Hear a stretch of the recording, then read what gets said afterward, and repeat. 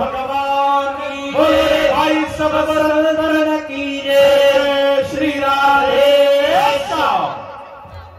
सगळ्यांनी माझ्याकडे लक्ष द्या, सगळे शांत बसा। मुलींनो, आपण नवम स्कंदाच्या मुख्य कथा बघितली, त्याच्यानंतर आपण आता दशम स्कंदाच्या नवम स्कंदाची अंतिम कथा आणि दशम स्कंदाच्या पूर्वार्धाची आज कथा बघणार आहोत।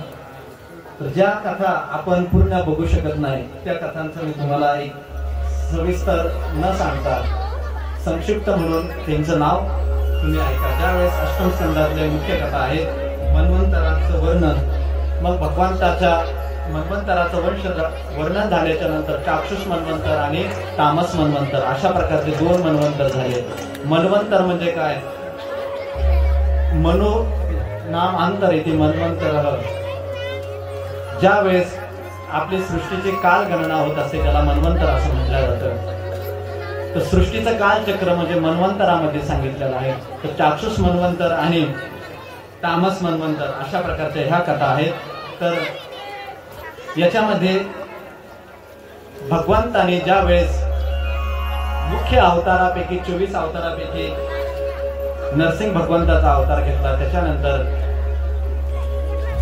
मत्स्य अवतार, कूर्म अवतार। कूर्म अवतार कधी घेतला, काय घेतला त्याच्याविषयी आपण कथा बघणार आहोत। ज्यावेळेस समुद्र मंथन झालेलं होतं त्यावेळेस मुख्य कथा आहे बघा, अष्टम स्कंदातील आणि नवम स्कंदातील दोन्ही कथा आपण फक्त मुख्य स्कंद आहे दशम स्कंद, पण दशम स्कंदाच्या अगोदरच्या ज्या मुख्य कथा आहेत तुम्ही फक्त नावं बघा आणि त्या कथा आपण पूर्ण बघू शकत नाही, ठीक आहे, कारण वेळ आपल्याकडे कमी आहे आणि कोणीच सगळ्या कथा बघत नसतं। तर ते तुम्ही समजून घ्या, माझ्याकडे ध्यान द्या। ही जी मुख्य कथा आहे मन्वंतर, तामस मन्वंतर आणि चाक्षुष मन्वंतर।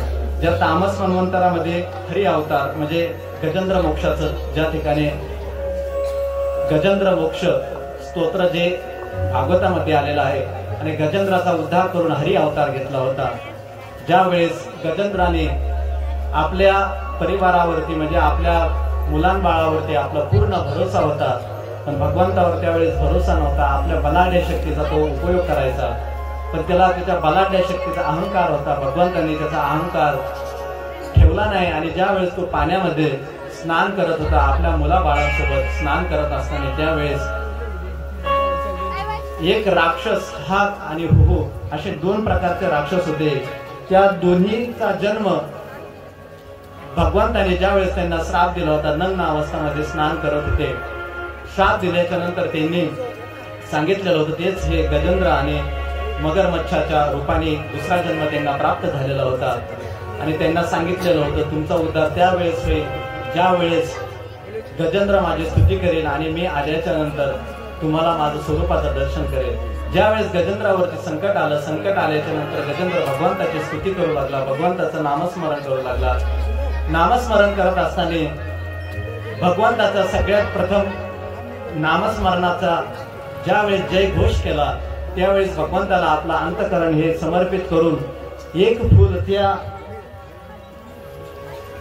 ज्यावेळेस त्या तालाबामध्ये स्नान करत होता त्या पाण्यामधलं एक कमळाचं फूल घेतलं आणि ते फूल घेऊन भगवंताकडे वरती फेकलं आणि फेकल्या भगवंताचा ओम नमो भगवते वासुदेवाय तुभ्यम अशा प्रकारचं सर्वात प्रथम नामस्मरण करून मग गजेंद्राने भगवंताची स्तुती केली।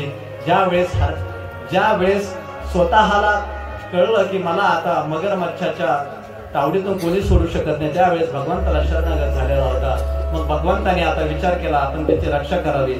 त्यावेळेस भगवंताने या सृष्टी तलावर येऊन आपल्या चक्राच्या द्वारे त्या मगरमच्छाचं सर्वात प्रथम दोन शरीराचे दोन भाग करून त्याचा उद्धार केला आणि मग नंतर गजेंद्राला भगवंताने आपला हरी अवताराच्या माध्यमातून भगवंताने त्याला आशीर्वाद दिला। अशा प्रकारे गजेंद्र मोक्षाचं जे मुख्य स्तवन आहे ते या ग्रंथामध्ये खूप प्रसिद्ध आहे। जो कोणी हे मोक्ष स्तवन गजेंद्र मोक्ष स्तवनाचा जर पाठ करेल या भागवताच्या स्तुतीमध्ये असं सांगितलेलं आहे, गजेंद्र मोक्षसे मुहुर्मुहुः पाठ वदन्ति तस्य जीवनस्य कदापि ऐश्वर्यम धनम बलम, हे त्याला धन ऐश्वर्य बल आपदा कधी होत नाही। म्हणजे ज्याला कमजोरी आहे, स्वतःला भीती वाटते, स्वप्नामध्ये त्याला खूप भीती वाटते, भूताचे स्वप्न पडतात किंवा त्याच्यावरती खूप कर्ज आहे, अशा प्रकारचं सगळं या स्तवनामध्ये सांगितलेलं आहे. जर असं कोणी दरिद्र असेल किंवा भगवंताच्या स्वरूपाची प्राप्ती करायची इच्छा असेल आणि स्वतःला जर भीती वाटत असेल किंवा त्याला स्वप्नामध्ये भयंकर किती जरी भयंकर स्वप्न पडत असले तर तो जर गजेंद्र मोक्ष स्तोत्राचा जर पाठ करून झोपेल तर त्यावेळेस भगवान परमात्मा त्याच्यावर कृपा करतात. अशा प्रकारे या गजेंद्र मोक्ष स्तोत्राची माहिती आहे, या महिमा आहे या गजेंद्र स्तोत्राची.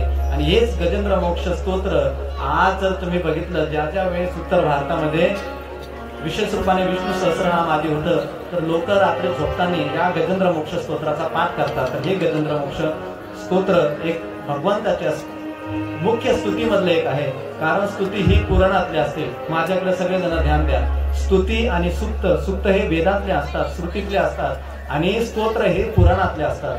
त्याच्यामुळं पुरुष सुक्त, स्त्री सुक्त, वेद सुक्त, नारायण सुक्त, मेधा सुक्त हे सगळे वेदातले आहेत. आणि स्तोत्र स्तुयते त्रायते, ज्याची स्तुती केल्याने जो आपलं रक्षण करतो त्याला म्हणतात स्तोत्र.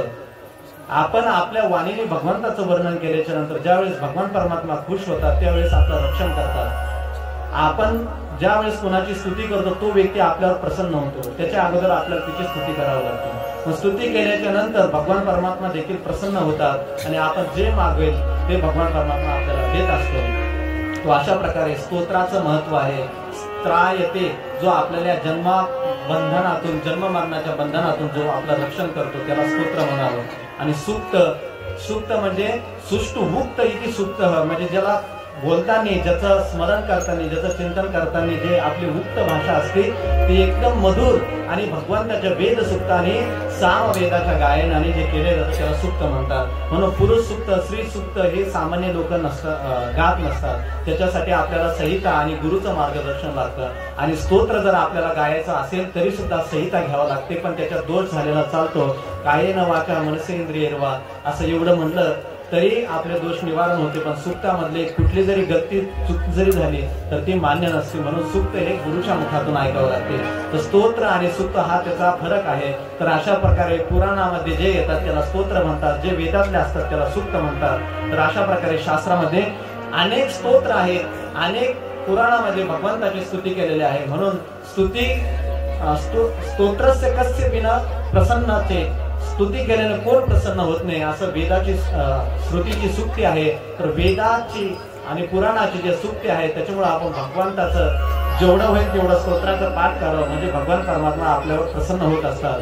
तर अशा प्रकारे गजेंद्राने भगवंताची स्तुती केली. भगवंताने त्याला आपल्या स्वरूपाचं दर्शन केलं आणि त्याला ज्यावेळेस स्वरूपाचं दर्शन केलं त्याला तादात्म्य भावाने आपल्या स्वस्वरूपामध्ये स्थापित करून स्वस्वरूपाची जाणीव करून दिली. आणि त्याच नंतर मग भगवंताने ज्यावेळेस भगवंताने आपल्या स्वरूपात स्थान दिल्याच्या नंतर पुढच्या कथामध्ये या स्कंदामध्ये ज्यावेळेस देवतांचं सगळं धन इंद्राला दुर्वास ऋषीने श्राप दिला होता आणि सांगितलं होतं तुझं सगळं धन समुद्रात बुडेल, त्यावेळेस श्राप दिल्याच्या नंतर सगळे देवता दुःखी झाले. दुःखी झाल्याच्या नंतर देवतांनी विचार केला, आपण आपल्या जीवनातलं कमावलेलं म्हणजे भगवंताची साधना करून कमावलेलं, नैतिक शास्त्रानुसार कमावलेलं, धर्म अर्थ काम मोक्ष, धर्मानुसार अर्थ अर्थानुसार कामना ठेवून मोक्षाच्या गतीनं आपण करणारे सृष्टी कालांतरामध्ये आपलं सगळं धन संपदा ही समुद्रात बुडलेली, आपण काय करावं. त्यावेळेस नारदजींनी सांगितलेलं होतं की तुम्ही देव आणि दैत्य दोघे मिळून समुद्राचं मंथन करा. जी समुद्रामध्ये बुडलेली संपत्ती आहे ती संपत्ती वापस येईल. त्यावेळेस समुद्र मंथनाची प्रक्रिया सांगितली आणि मग दुर्वास ऋषीने श्राप दिलेला होता इंद्राला, संपत्ती समुद्रामध्ये डुबलेली होती. मग त्यावेळेस आता देवतांनी आणि दैत्यांनी विचार केला की आपण ती संपत्ती काढावी. पहिले देवतांनी दैत्यांना खूप प्रलोभन दिलं, जे काही आपण वाटून घेऊ, समुद्र मंथन करताना जी संपदा आहे ती आपण वाटून घेऊ. त्यावेळेस असं म्हटल्याच्या नंतर दैत्य हा म्हटले, कारण दैत्य हे सामान्य नसतात. दैत्यांना जोपर्यंत प्रलोभन दिसत नाही तोपर्यंत ते प्रवृत्त होत नसतात. म्हणून देवतांनी त्यावेळेस दैत्यांना सांगितलं, तुम्हाला जे निघेल सुरुवातीला तुम्हाला मग आम्हाला, असं आपण विभाजन करून ती सामग्री आपण घेऊ. त्यावेळेस मंथनासाठी मंदराचल नावाचा पर्वत त्या ठिकाणी आणला, त्याची रवी केली, वासुकी नावाचा साप त्याची दोर केली आणि कच्छप भगवंतांनी कच्छप स्वरूप धारण करून त्या मंदराचल पर्वताच्या खाली आपण स्वतः आपल्या पृष्ठभागावर म्हणजे त्या कच्छपावर त्या कासवावर तो मंदराचल पर्वत स्थापन करून आणि वासुकी नागाचा दोर करून त्या ठिकाणी समुद्राचं मंथन चालू झालं. पण आता समुद्र मंथन करण्या अगोदर देवता आणि दैत्यामध्ये बघा थोडी बोलाबोली सुरुवात झाली, बाचाबाची झाली. अशी दोघांमध्ये एका प्रश्नावर छोट्याशा सगळं मंथन करण्याचं थांबलं. कारण देवता म्हणायचे आम्ही सापाच्या तोंडाकडून राहू आणि दैत्य म्हणायचे नाही आम्ही राहू. कारण देवतांना माहिती होतं साप हा वासुकी नावाचा जो साप आहे तो विष वकणार आहे आणि विष वकल्यामुळं सर्वात प्रथम जे सापाच्या तोंडाकडून राहतील त्यांचा पहिले मृत्यू होईल आणि जे पाठीमागून राहतील त्यांना काहीच होणार नाही. पण देवतांची कूटनीती होती. देवतांनी सांगितलं आम्ही तोंडाकडून राहू. पण दैत्यांना वाटलं तोंडाकडून राहिलं म्हणजे आम्ही खाली थोडी आहोत, आम्ही शूद्र थोडी आहोत, आम्ही तोंडाकडून राहू, आम्ही सापाच्या पृष्ठभागाला का स्पर्श करायचा असं म्हटल्याच्या नंतर देवता म्हणले ठीक आहे तुम्ही तोंडाच्या भागाकडून तुम्ही तो हिस्सा घ्या आणि आपण आता समुद्र मंथन करू. असं म्हटल्याच्या नंतर सर्वात प्रथम हलाहल नावाचं विष निघलं समुद्र मंथनातून आणि हलाहल नावाचं विष कोणाला द्यायचं म्हणून दैत्य आणि देवता दोघांमध्ये प्रश्न झाला. मग त्या ठिकाणी देवतांनी शिवजींना प्रार्थना केली. मग शिवजींनी ते हलाहल नावाचं विष भगवंताने स्वतः प्राशन करून आपल्या कंठामध्ये ते धारण केलं आणि ज्या वेळेस ते विष आपल्या कंठामध्ये धारण केलं आणि भगवंताने त्या ठिकाणी येऊन शिवजीने नीलकंठ नावाच्या पर्वतावर म्हणजे हिमालय क्षेत्रामध्ये हिम क्षेत्र, हिम आलय, हिम म्हणजे थंड, आलय म्हणजे स्थान आहे ज्याचं थंड स्थान आहे, अशा स्थानावर जाऊन आपल्या कंठामधली जी जळजळ होती ते शांत होण्यासाठी शिथिल होण्यासाठी शिवजी आता नीलकंठ पर्वतावर जाऊन साधनासाठी बसले.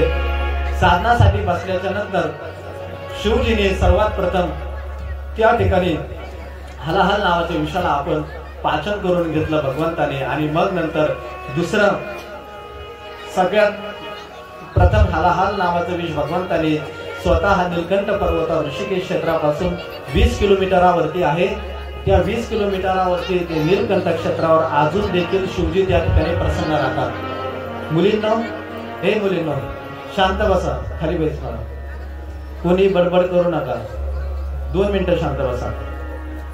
ज्या वेळेस हलाहल नावाचं विष शिवजीने प्राशन केलं नीलकंठ नावाच्या पर्वतावरती त्या ठिकाणी हिमालय क्षेत्रामध्ये शिवजी साधनासाठी बसले, आपल्या कंठाला शिथिल करण्यासाठी बसले आणि मग त्या ठिकाणी शिवजीने साधना केली आणि नीलकंठ क्षेत्र अजून आता देखील इतकं जागृत स्थान आहे. त्या शिवजींना जर कोणीही जल अर्पण करत असेल तर आपल्या शरीरामधले कुठली जरी व्याधी असेल किंवा विषासारखं जरी आपल्या अंतःकरणामध्ये किंवा आपल्या स्थूल शरीरामध्ये जर विष जरी असलं तर आपण जल जरी अर्पण केलं शिवजीला तर आपल्या शरीरातलं विषाची बाधा ताबडतोब नष्ट होते. अशी त्या शिवजींची त्या ठिकाणी अशी माहिती आहे, अशी महिमा आहे. तर नीलकंठेश्वर महादेव मंदिर हे ऋषिकेश क्षेत्रापासून 20 किलोमीटर आहे. तर त्या 20 किलोमीटर क्षेत्रावरती भगवंताने शिवजींनी अनेक प्रकारच्या साधना केल्यात आणि आता देखील त्या ठिकाणी जागृत स्थानावर हिमालय क्षेत्रामध्ये असतात. तर अशा प्रकारे पुढचं जे आले त्या ठिकाणी कामधेनू, मग उच्च श्रवा नावाचा घोडा, चंद्रमा, मग मदिरा, त्याच्यानंतर सुरा, ऐरावत नावाचा हत्ती, पारिजात, अनेक प्रकारचे असे रत्न निघले. त्याला 14 रत्न म्हणतात. लक्ष्मी निघल्याच्या नंतर पुन्हा दैत्य म्हणू लागले आमचा नंबर, देवता म्हणू लागले आमचा नंबर. पण ज्या वेळेस बघितलं तर देवतांचा नंबर होता. लक्ष्मी माताला देवतांनी घेतलं आणि लक्ष्मी माता देवतांकडे आले. त्याच्यानंतर मग सगळ्यात शेवटी जे निघलं ते अमृत निघलं बघा. आणि अमृत निघल्याच्या नंतर समुद्र मंथन झालं आणि अमृत निघलं. त्या अमृताच्या कळसासाठी देवता आणि दैत्य दोघांमध्ये आता वादविवाद सुरू झाला. माझ्याकडे ध्यान द्या, खूप महत्वाचा प्रसंग आहे बघा. ज्या वेळेस अमृत आलं, ही कथा सुरुवात झाली होती त्यावेळेस को सुधा को कथा लोके को काच को मनिर्महा हा जो प्रथम श्लोक आपण पहिल्या दिवशी बघितला होता. तर तेच अमृत देवता लोक ही कथा ऐकण्यासाठी परीक्षित राजाला ते अमृत देत होते, म्हणत होते परीक्षित राजा तुला अमर व्हायचंय, तू हे अमृत पे आणि कथा रूपी अमृत आम्हाला दे. त्यावेळेस शुकदेवाने ही कथारूपी अमृत दिलं नाही, तर हे कथारूपी अमृत त्या अमृतापेक्षा श्रेष्ठ आहे. भक्ती अमृत, ज्ञान अमृत हे त्या अमृतापेक्षा श्रेष्ठ आहे. कारण त्या अमृत पेल्याने स्थूल शरीर अमर होऊ शकतं, पण सूक्ष्म शरीर होऊ शकत नाही. पण कथारूपी अमृताने आपलं स्थूल सूक्ष्म कारण शरीर तिन्ही शरीर हे अमर होऊ शकतात. म्हणून अशी ह्या कथाची महिमा आहे. ज्या वेळेस ते अमृत निघल्याच्या नंतर मग भगवंताने विचार केला काय करावं, कुणाला द्यावं. तर देवता आणि दैत्यामध्ये वादविवाद सुरू झाला. ज्या वेळेस ते अमृत देवतांकडे द्यायचं होतं त्यावेळेस दैत्य हातामधून हिसकून घेऊ लागले, पण देवतांनी दिलं नाही. पण मग भगवंताने आपले कूटनीती त्या ठिकाणी चालवले. भगवंताने मोहिनी अवतार धारण केला. मोहिनी अवतार आपण स्वतः धारण करून, म्हणजे आपल्याच महाराष्ट्रामध्ये मोहिनी मातेचं मंदिर आहे. नाशिक क्षेत्रामध्ये नेवासामध्ये ते मंदिर आहे, खूप प्रसिद्ध मंदिर आहे. त्या ठिकाणी आता देखील मोहिनी मातेची पूजा होते. तर त्या ठिकाणी भगवान परमात्मा मोहिनी अवतार धारण केल्याच्या नंतर त्या ठिकाणी आले होते. तर अशा प्रकारे भगवंताने मोहिनी अवतार धारण केला. मोहिनी अवतार धारण करून देवताने आणि दैत्याने त्या ठिकाणी त्यांच्या हातातला अमृत कलश घेतला आणि घेतल्याच्या नंतर मोहिनीने त्या ठिकाणी नृत्य केलं आणि दैत्य हे त्या ठिकाणी त्या नृत्याला पाहून भावुक झाले. भावुक होऊन त्या मोहिनीच्या नृत्यावरती सर्व काही जे मागताय ते देण्यासाठी तयार झाले. त्यावेळेस मोहिनीने सांगितलं तुमच्या हातात जो अमृत कलश आहे तुम्ही भांडण करू नका, मी माझ्या हाताने तुम्हाला वाटून देईन. असं म्हणल्याच्या नंतर दैत्य आहे ते दैत्यांना प्रलोभन असतं आणि कुठली चांगली वस्तू असली तर त्यांना सुंदर दिसणाऱ्या वस्तूमध्ये त्यांचं मन सगळ्यात लवकर गुंतत असतं. आणि शास्त्र सांगतं जी गोष्ट चांगली दिसते ती गोष्ट एक ना एक दिवस रडवते. प्रियम रोज स्थिती असं वेदाचा सूक्ती आहे. प्रियम रोज स्थिती, जी गोष्ट प्रिय असते ती गोष्ट एक ना एक दिवस रडवतेच, मग ते काहीही असो. ज्या वेळेस या बृहदारण्यक उपनिषदामध्ये प्रियम रोज स्थिती याच्यावरती इतके उदाहरण दिले.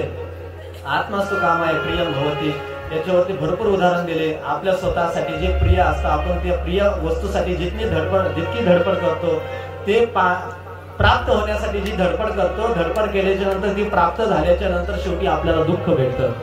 जर आपण गाडी घेतली प्रिय गोष्ट आहे, पण ज्या वेळेस ऍक्सिडेंट होतो त्यावेळेस आपल्याला दुःख होतं. चांगला फोन घ्यावा, फोन घेतल्याच्या नंतर ज्या वेळेस तो हरतो किंवा फुटतो पुन्हा दुःख होतं. ज्या वेळेस पुत्र रत्न प्राप्त होतं आपल्याला ज्यादा आवडतं, पण एक ना एक दिवस पुत्र देखील दुःख देतो. पतीला पत्नी, पत्नीला पती जे प्रिय असतात एक ना एक दिवस ते सुद्धा रडवतात. म्हणून प्रिय गोष्ट असणारी, सुंदर गोष्ट असणारी कधीही दुःख देते आणि दुःखाचं मुख्य कारण म्हणजे आपल्या मनामधलं प्रलोभन. अशाच प्रकारे दैत्याने आपल्या मनात प्रलोभन आलं आणि त्या मोहिनीवरती इतके भावुक झाले. मोहिनी जे म्हणते ते करू लागले. मग मोहिनीने हातात कळस घेतला आणि सांगितलं दैत्यांची एक लाईन बसवा आणि देवतांची एक लाईन बसवा, माझ्या हाताने मी तुम्हाला अमृत पाजवते. देवतांना माहिती होते भगवंताची लीला आहे, पण दैत्य ते दैत्यच असतात बघा. दैत्य खुश झाले. पण त्यावेळेस मोहिनी अवतार धारण केलेले भगवान म्हणू लागले सगळ्यात पहिले कोणत्या लाईनीला सुरू करा. त्यावेळेस दैत्य म्हणू लागले आमचा पहिला नंबर आहे, आमचा पहिला नंबर आहे. देवता म्हणू लागले नाही आमचा पहिला नंबर आहे. पण मोहिनी म्हणू लागले बघा, भगवान म्हणू लागले म्हणजे मोहिनीच्या अवतारातून म्हणू लागले सगळ्यात प्रथम ज्याला देण्यात येईल ते वरचं अमृत राहील आणि जे खालचं आहे ते मेन अमृत आहे. बघा वरचं खालचं अमृत नसतं, पातळ आणि ते गाढ जे मराठीत काय म्हणतात घट हिंदीत म्हणतात गाढा आहे ते शब्द आले बघा. तर जे भगवान म्हणू लागले वरचं पतलं अमृत जे पहिले मागेल त्याला जाईल आणि जे खालचं घट अमृत आहे ते त्याला जाईल. बघा अमृत पुढं घट आणि पातळ असतं का? नाही ना, ते काही वरण नाही आपलं घरचं जे डाळ खाली राहिला. पण दैत्य हे भावुक झाले बघा. दैत्य म्हणू लागले ठीक आहे वरचं अमृत देवताला द्या आणि जे खालचं आहे गाढ ते आम्हाला द्या. असं म्हणल्याच्या नंतर देवता सगळे गालात हसू लागले. दैत्यांची बुद्धी म्हणजे दैत्यासारखीच आहे, यथा नाम तथा गुण. अशा प्रकारे मग भगवंताने सर्वात प्रथम देवतांना ते अमृत देण्यास सुरुवात केली. आणि अमृत देत असताना बघा एक अमृत देत असताना सगळ्यांच्या हातामध्ये देत होते, सगळे देवता पीत होते. पण त्यांच्यामध्ये एक सूरभानू नावाचा दैत्य होता. त्या ठिकाणी सूरभानू नावाचा दैत्य होता. तो इतका चतुर होता तो दैत्य. तिने विचार केला, मी जर नाही गेलो या पंक्तीमध्ये, निश्चित रूपाने हा विष्णूचा खेळ आहे आणि याने अमृत सगळं संपून टाकेला ना, दैत्यांना दिल्या जाणार नाही. म्हणून त्याने देवतांचं रूप धारण करून तो देवतांच्या दैनीत बसला. त्याचं नाव होतं सूरभानू नावाचा दैत्य. आणि तो देवतांच्या मध्ये बसला, सूर्य आणि चंद्रांच्या दोघांच्या मध्ये जाऊन बसला. आणि बसल्याच्या नंतर त्यावेळेस विचार करू लागला की मला देखील अमृत पिण्यासाठी भेटेल. ज्या वेळेस भगवंताने मोहिनीने ते अमृत दिलं हातामध्ये, त्यावेळेस सूर्य आणि चंद्राने ओळखला हा राक्षस आहे, हा दैत्य आहे. आणि हा दैत्य जर अमृत पिला हा अमर होईल आणि हा आम्हाला आमच्यावरतीच हायवी होईल आणि आम्हालाच पुन्हा परेशान करेल. म्हणून सूर्याने आणि चंद्राने देवाला खुणवलं, मोहिनीला खुणवलं. आणि खुणवत असताना ज्यावेळेस सुरुवातीचे एक वंजूरभर अमृत टाकलं, तिने पिल्या भगवंताला कळलं की हा दैत्य आहे. चंद्राने सूर्याने खुणवलं, भगवंताने त्याच ठिकाणी चक्र धारण केलं. हातामध्ये चक्र धारण केल्या सूरभानूचं शिरच्छेद केलं. त्याचं मुंडकं एका साईडला पडलं आणि धड एका साईडला पडलं. त्याच वेळेस सूरभानू नावाचा दैत्य, राहू आणि केतू याच्यामध्ये त्याचं परिवर्तन झालं. बघा, दैत्य आहे पण देवताच्या लाईनीत बसला, छल केला, कपट केला. छल कपट तर देवतांनी केलं होतं, पण बघा त्याची बुद्धी, तिने विचार केला की अमृत भेटणार नाही. त्याच ठिकाणी बघितलं आणि मग तो सूरभानू नावाचा दैत्य राहू आणि केतू मध्ये प्रविष्ट झाला. आणि राहू आणि केतू कसे आहे, अमर झाले ते, कारण त्याच्या एक घोट खाली गेला आणि एक घोट वरती राहिला. म्हणून राहू आणि केतूचं जर तुम्ही बघितलं ना, त्याचं शरीर अलग आहे आणि मुंडकं अलग आहे. राहू केतू हे जे ग्रह असतात आपल्या कुंडलीवरती ते राज्य करतात. जर आपल्याला राहू केतू ते परेशान झाला होता, सूरभानू नावाचा दैत्य, त्याचा शिरच्छेद झालं होतं, त्याला राग आला होता. त्याला राग आल्या कारणाने तिने सूर्याला आणि चंद्राला परेशान करण्याचं कार्य केलं. ज्यावेळेस सूर्याला आणि चंद्राला परेशान करतो त्यावेळेस सूर्याला आणि चंद्राला ग्रहण लागतं. ज्यावेळेस राहू सूर्याला परेशान करतो त्यावेळेस सूर्यग्रहण चंद्राला परेशान करतो. केतू त्यावेळेस चंद्रग्रहण लागतं. त्यामुळं सूर्यग्रहण आणि चंद्रग्रहण तेव्हापासून लागतं. बघा, तर सूर्यग्रहण चंद्रग्रहण जर आपल्याला जर वाटत असेल त्यावेळेस मंत्रसिद्धी होत असते, साधना होत असते. भरपूर प्रकारचं या ठिकाणी वर्णन आहे. आणि सूरभानू नावाच्या दैत्य म्हणजे राहू केतू झालेला जो ग्रह आहे, सूर्य आणि चंद्रावर सुद्धा तो हायवी होतो. म्हणून आपल्या कुंडली मधले 9 जे ग्रह असतात, शनी वगैरे, शनी हा सूर्याचे पुत्र आहेत. तर आपल्याला जर वाटत असेल आपल्या जीवनामध्ये, आपल्या कुंडलीमध्ये आपल्याला ज्यादा परेशानी नाही हो, आपल्याला कामामध्ये विघ्न नाही होत, आपण रोज सूर्य भगवंताला एक सूर्य अर्घ्य दिलं पाहिजे. 1 लोटा जल, सगळ्या 1 तांब्याभर पाणी द्यायला काही ज्यादा आपल्याला कष्ट नाही लागत. आणि 1 लोटा जल जर आपण सूर्य भगवंताला दिलं तर मी निश्चित म्हणतो तुमच्या कुंडलीमधले जे विपरीत ग्रह आहेत ते सगळे वक्री ग्रह आपले चांगले होतात. पण त्याचे नियम आहेत. देत असताना त्याच्यात रक्तवर्णम पुष्पम दत्तवान, त्याच्यामध्ये रक्त म्हणजे रक्त नावाचं वर्ण म्हणजे लाल फुल त्या लोट्यामध्ये, त्या तांब्यामध्ये टाकावं, तांब्याच्या तांब्यामध्ये. आणि मग ते जल आणि सूर्य अर्घ्य कधी द्यावं तिचे पण नियम आहेत. सूर्य खूप वरती आल्यावर नाही द्यायचं. ज्यावेळी सूर्य कवळा असतो त्याच वेळेस सूर्य अर्घ्य दिलं पाहिजे. त्याची खूप माहिती सांगितली आहे, त्याची खूप महिमा या ग्रंथामध्ये आहे. सूर्य अर्घ्य दिल्याने आपले ग्रह शांत होतात. शनी ग्रह हा सूर्याचा पुत्र आहे आणि शनी सुद्धा आपल्याला त्रास देत नाही. म्हणून सूर्य हा किंग ऑफ द ग्रह, हा किंग आहे, राजा आहे ग्रहाचा. म्हणून सूर्य कृपा झाली तर काहीच कमी पडत नाही. जे लोक संजीवनी मंत्राचा जप करतात, कोणी जर हॉस्पिटलमध्ये असलं त्यावेळेस आदित्य हृदय स्तोत्रम जर असा पाठ केला तर कुठलाही व्यक्ती कसल्याही संकटात असला तर त्याचा मृत्यू होत नसतो. हा आदित्य हृदय स्तोत्रमची माहिती म्हणजे महिमा आहे. आणि महान शब्दामध्ये सांगायचं म्हणजे सूर्य हा आपल्याला ग्रहातून तारणारा ग्रह आहे. सगळे नक्षत्र, सगळे तारा आपल्यावरती कृपा करतात. तर अशा प्रकारे तो सूरभानू नावाचा दैत्याने राहू केतूच्या रूपामधून सगळ्या ग्रहाला ग्रहण, मुख्य सूर्यचंद्राला ग्रहण लागायचं कार्य तिने केलं. आणि मग नंतर अशा प्रकारे 14 रत्नातून भगवंताने ज्या वेळेस मोहिनी अवतार धारण केला होता त्याच ठिकाणी ते अमृत 4 जागेवर पडलं होतं. उज्जैन, नाशिक, हरिद्वार आणि प्रयागराज क्षेत्र या 4 क्षेत्रावरती अमृत पडलं होतं. म्हणून त्या ठिकाणी महाकुंभ, कुंभ प्लस कुंभ, महाकुंभ. बघा, ज्या वेळेस कुंभ असतं त्या कुंभातून अमृत कलश म्हणजे कुंभ, त्या कुंभातून अमृत 4 जागेवर पडलं होतं. म्हणून त्या ठिकाणी भगवंताने जी लीला अमृताचे जे बूंद पडलेले होते, जे थेंब पडले होते, त्या ठिकाणी आता देखील भगवंताच्या स्वरूपाची आणि त्या अमृताची एक प्राप्ती व्हावी म्हणून त्या कुंभामध्ये लोक जातात. पूर्ण कुंभ असतं, महाकुंभ असतं, त्याच्यानंतर अर्धकुंभ असतं. अशा 3 प्रकारचे कुंभ असतात. 3 वर्षाला येतात, 6 वर्षाला येतात, 12 वर्षाला येतात आणि 144 वर्षी सुद्धा एक कुंभ येतात, त्याला महाकुंभ म्हणतात. आता जे कुंभ चालू आहे तेच कुंभ प्रयागराज क्षेत्रामध्ये आहे आणि त्याच ठिकाणी हे अमृत त्या ठिकाणी पडलं होतं. आणि प्रयाग क्षेत्र म्हणजे राजा, तीर्थाचा राजा म्हणजे प्रयागराज क्षेत्र आहे. तर अशा तीर्थक्षेत्राच्या ठिकाणी जे कुंभचं मुख्य महाकुंभाचं आयोजन केलं जातं, त्या ठिकाणी गंगा, यमुना आणि मुख्य सरस्वती या तिन्ही देवींचं संगम आहे, नदींचं संगम आहे. त्या ठिकाणी जर कोणी डुबकी लावतं, स्नान करतं, तर त्याचे सगळे जीवनातले कष्ट नवे नवे त्याला सुद्धा अमृत पिल्यासारखं त्याचा लाभ भेटतो. म्हणून त्याला म्हणतात अमृत स्नान, शाही स्नान, अशा प्रकारचे साधूची शब्दावळी आहे बघा. तर असं त्या ठिकाणी 4 जागेवर कुंभ होत असतात. जर कोणाला शक्य झालं तर कुंभाला जाच. गेल्याच्या नंतर बघा त्या ठिकाणी नागा साधू कसे असतात, दशनामी संन्यासी कसे असतात, जुना आखाडा काय, निरंजनी आखाडा काय, त्याच्यानंतर निर्वाण आखाडा काय, निरंजनी आखाडा काय, अशा प्रकारचे आखाडे आहेत. नागा साधू आहेत, कशी साधना करतात. काही जण एक हात वरती केला तर तसाच ठेवतात 12-12 वर्ष. काही जण बघा तुम्ही त्या ठिकाणी जटा बाबा आहेत, जटा जशी सोडली तशीच आहे. काही जणांनी दोन्ही हात वर केले तर तसे जे हात वाळून गेले. अशा प्रकारचे महान साधू त्या कुंभामध्ये येत असतात. त्यांचं एक तप झाल्यावर 12 वर्ष झाल्यावरच ते हिमालयातून खाली उतरतात.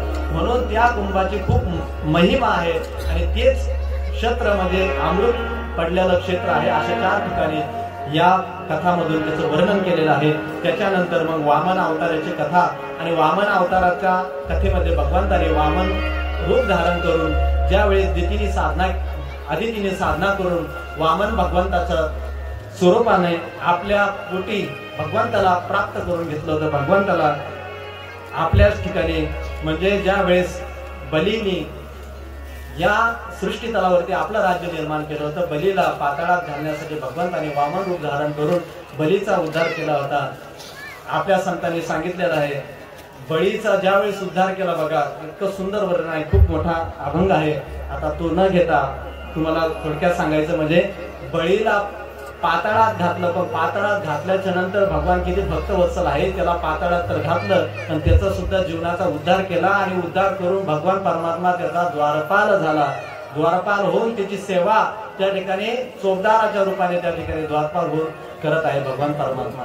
त्याच वेळेस लक्ष्मी मातेला वरती दुःख होऊ लागलं की भगवान जगाचा मालक आहे, अखंडाचा जो भगवान अखिल कोट ब्रह्मांडाचा मालक असो तो भगवान परमात्मा एका पाताळामध्ये द्वारपाल म्हणून झालेला आहे, त्याला आपण वरती आणलं पाहिजे. म्हणून लक्ष्मी मातेने एक गरीब स्वरूपाचं रूप धारण करून त्या ठिकाणी भगवंताचं रूप धारण करून भगवंताला आपलं प्रेम दाखवून आणि बली त्या ठिकाणी बली त्या देवीला बघून खुश झाला आणि त्याच ठिकाणी भाऊबीज बळी त्या ठिकाणी मनवण्यात आली. आणि मग त्या छोटीशी लक्ष्मीने छोटी कन्याचं रूप धारण करून बळीला मागितलं, बळी तुला जर द्यायचंच असेल भाऊबीजेमध्ये, तुला जर मला काही द्यायचं असेल तर तुझा द्वारपाल दे.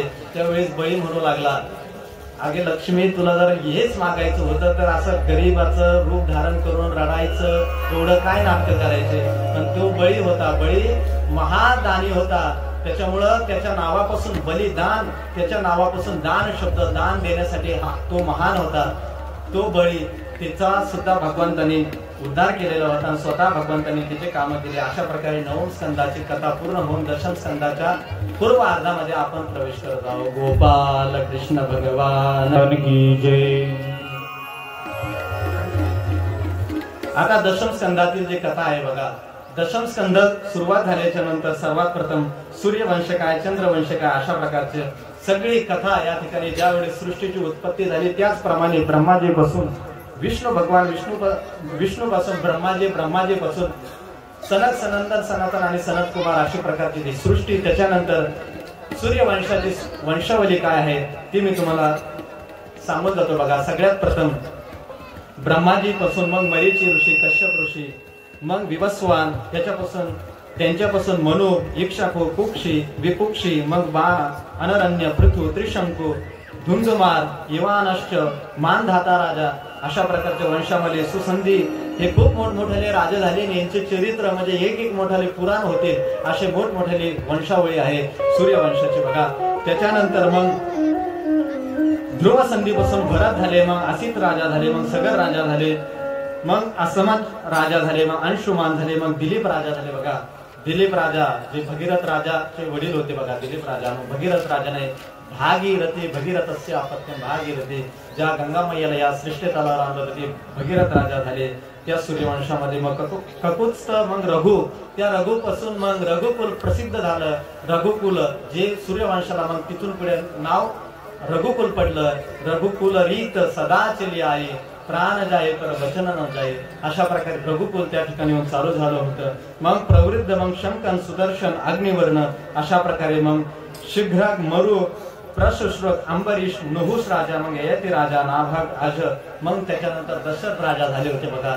दशरथ राजापासून मग राम लक्ष्मण भरत आणि शत्रुघ्न, अशा प्रकारचं मग रामायणाचा उल्लेख येत नाही, फक्त सूर्यवंशाचे या ठिकाणी वंशावली सांगितले। मग प्रभू रामाचा त्या ठिकाणी अवतार झाला होता, 24 अवतारापैकी 18वा अवतार प्रभू रामाचा झाला होता। मग अशा प्रकारे प्रभू रामाचा अवतार आणि मग एक श्लोकी रामायण या ठिकाणी सांगितलं जातं। एक श्लोकी रामायण ते म्हणजे असं अधो राम तपोवनम, अधो राम तपोवनम, हा अधो राम तपोवनादिगम हत्वा मृगम कांचनम, वैदेही हरणम जटायु मरणम, वायु बाली सुग्रीव संभाषणम, वारी निर्धारणम समुद्र तरणम लंकापुरी दाहनम, अशा प्रकारचं एक श्लोकी रामायण आहे बघा। शेवटी आहे लंकापुरी दाहनम, लंकेचं असं या ठिकाणी वर्णन येतं या श्लोकाचं। जो कोणी एक श्लोकी रामायण आणि चतुश्लोकी भागवताचं पारायण करतो त्याला रामायणाचा आणि या भागवताचा पारायणाचा लाभ भेटतो। अशा प्रकारे प्रभू रामाचं वंशावली आणि सूर्यवंशाचं वर्णन झाल्याच्या नंतर मग आता परीक्षित राजाला शुकदेव भगवान सांगतायत, बघ तुझे जे पूर्वज होते, तुझे जे मुख्य पंजोबा कोण पांडवांच्या वंशाचं वर्णन आता सगळं सांगू लागले बघा परीक्षित राजाच्या। त्यावेळेस परीक्षित राजाला शुकदेव भगवान सांगत असताना सगळ्यात पहिले चंद्रवंशाचं वर्णन केलं बघा। अशाच प्रकारे चंद्रवंशाचे मुख्य जे राजा झाले त्यांच्याविषयी कथा चंद्रवंशाची बघा। त्यालाच यादव वंश, यादव कुल अशा प्रकारचे अनेक नाव आहे, पण त्याच्यापैकी मुख्य जे राजे झाले त्यांचं आपण आता वर्णन बघू। विष्णूपासून ब्रह्माजी, मग आत्रेजी, मग त्याच ठिकाणी चंद्रमा, बुध, विश्वामित्र, जमदग्नी, परशुरामजी, मग यती ययाती यदू, त्याच्यानंतर कौरव पांडव, मग यादव वंश, मग त्याच्यानंतर शूरसेन, अशा प्रकारचे शूरसेन राजा झाले होते। मग वसुदेव आणि मग त्याच ठिकाणी वसुदेवांचा जन्म त्या ठिकाणी झाला आणि वसुदेवापासून मग आता ही मुख्य कथा दशम स्कंदाची मुख्य कथा आता या ठिकाणी सुरुवात होत आहे बघा।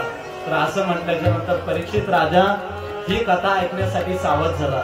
परीक्षित राजाला पहिल्या दिवसापासून जी आस लागलेली होती, जी कथा ऐकण्यासाठी त्याचं मन व्याकुळ झालेलं होतं, ती कथा आता या ठिकाणी सुरुवात होणार होती। आणि परीक्षित राजा आता भावुक झाला आणि भावुक झाल्याच्या नंतर त्यांना सगळ्यात प्रथम प्रश्न विचारला, हे बघा तुम्ही ज्याप्रमाणे सूर्यवंश सांगितला, रामायणाचं सगळं सांगितलं मुख्य, तसं मला आता चंद्रवंश ऐकायचा नाही, मला पूर्ण सविस्तर सांगा। ही कथा जर तुम्ही मला सविस्तर नाही सांगितली तर मी असं म्हणेल की मला माझ्या पूर्वजाचं काहीच ज्ञान नाही। तर तुम्ही मला या कथेचं, चंद्रवंशाचं, यादव कुळाचं मला सगळं ज्ञान द्या, कारण मी माझ्या यादव कुळाविषयी मला ती कथा ऐकायची आणि त्या श्रीकृष्ण भगवान परमात्म्याविषयी मला अंतःकरणामध्ये जी व्याकुळता आहे त्या भगवान परमात्म्याला मला प्राप्त करायचं। आणि त्या दिवशी 4था दिवस होता बघा कथेचा आणि ती कथा अखंड होती, नित्य होती, निरंतर होती। परीक्षित राजाला तहान लागलेली होती, सगळं काही भूक तहान सगळं तो विसरून गेला, न बुभुक्षता न पिपासा, त्याला ना तहान हे ना भूक आहे। ज्यावेळेस भगवंताच्या लीलाचं वर्णन होणार होतं, भगवंताचा जन्म होणार होता, त्यावेळेस तो अगदी प्रसन्न झालेला होता। तर त्याच भगवंताच्या लीलाचं वंशावली या ठिकाणी बघितली आणि मग आता दशम स्कंदातील मुख्य कथा चंद्रवंशाची, मग वसुदेवापर्यंत, शूरसेनाच्या नंतर वसुदेवजी, मग वसुदेवांची जी कथा मुख्य ती या ठिकाणी आपण आता बघणार आहोत। भगवान परमात्म्याचा जन्म कसा झाला बघा। ज्या वेळेस वसुदेव आणि कंस हे दोघं मित्र होते, दोघांच्या मित्रामध्ये, मित्र म्हणजे शास्त्र सांगतं मित्र हे दोयो शरीर भिन्नम असते किंतु शरीर भिन्नम किंतु मन एकमेव असते, मनाने एक असतात. कंसाने त्यावेळेस वसुदेवाला सांगितलं मी तुझं लग्न माझ्या बहिणीसोबत करणार. मग वसुदेवाचं लग्न देवकी सोबत 7वं लग्न झालं. मग लग्न झाल्याच्या नंतर त्याच ठिकाणी आकाशवाणी झाली आणि आकाशवाणीतून रस्ता द्यामध्ये